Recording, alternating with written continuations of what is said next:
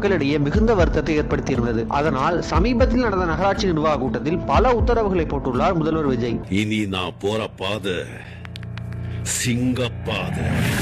அதுபடி நகரத்தில் எந்த மூலைகளிலும் குப்பைகள் தேக்கி வைக்கப்படக்கூடாது. நகரை மாசுபடுத்தும் சுவரொட்டிகள், கட்டட கழிவுகள், மருத்துவ கழிவுகள் என அனைத்தும் அந்தந்த நொடியே சுத்தம் செய்யப்பட வேண்டும். மேலும் அனைத்து நகராட்சி அதிகாரிகளும் அலுவலகம் வரும் முன் ஃபீல்டு விசிட் செய்து வேலைகள் சரியாக நடந்திருக்கிறதா என சரிபார்க்க வேண்டும் எனவும் கூறியிருக்கிறார். இதனால் ஆபீஸில் இருந்து கொண்டு உத்தரவு மட்டும் போடாமல் அதிகாரிகளும் களத்தில் இறங்கி வேலை செய்ய வேண்டிய கட்டாயத்தில் இருக்கின்றனர்.